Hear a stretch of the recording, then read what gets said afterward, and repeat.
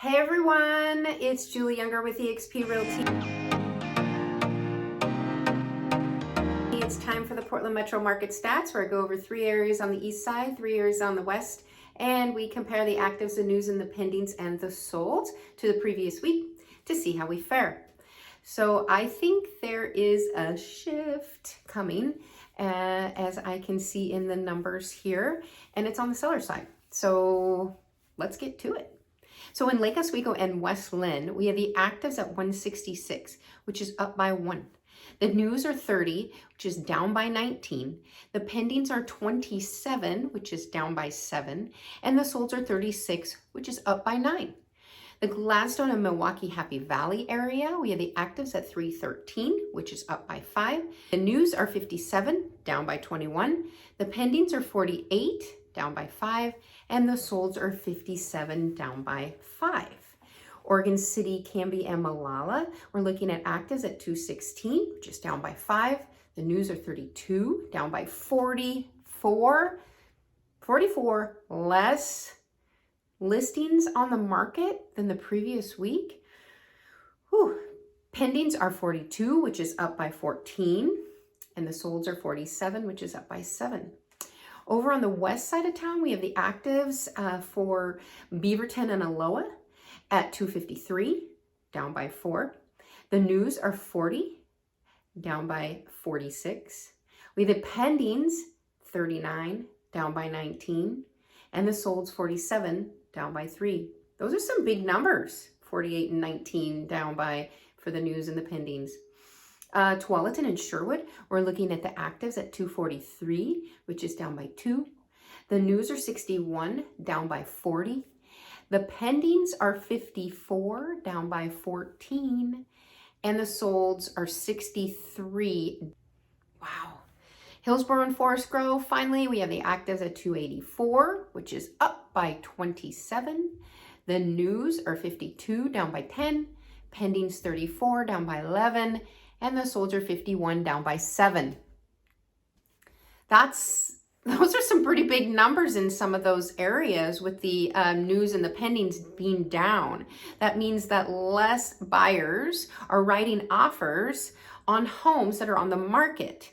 And the actives are, for the most part, staying around the same with less news coming on the market. So it just depends on the area, because in some areas, we're seeing that there are more listings coming on, like in the Arizona market.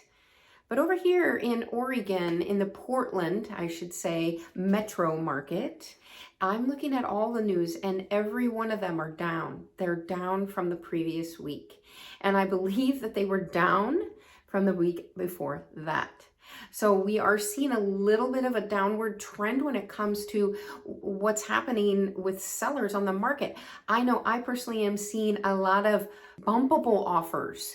And if you're not familiar with what that means, it means a seller has accepted an offer that is contingent on the buyer selling something. And so what happens is it goes bumpable on the market. And in multiple listing, it's a BMP, bumpable buyer. And what happens is they agree upon how long that contingency is. But the seller continues to market the property. And so when the seller gets another offer that may not be contingent, he has to go to that other buyer that is, that he has a contract on his property and says, hey, you have X amount of days, whatever the contract reads, to remove that contingency. And if you can't, you can have your earnest money back and I'm going to sell it to this guy. And that's what bumpable means. So it's in the buyer's best interest to get that contingency removed, which means if they have a house to sell, they better market it right. They better do some price reductions if it's not getting any traction, things like that, because they have a chance of being bumped. And all the while, they have done their due diligence on the property they're buying. So they have spent money on a home inspection. They've spent money on an appraisal, and they're in it now. And so if they get bumped, they're out that money. So it is in their best interest to move the product that they're trying to sell.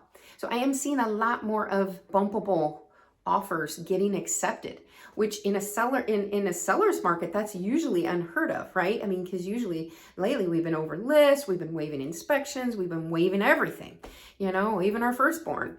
But it's changing. The market is shifting, and it is because of interest rate, and it is because of the fear out there.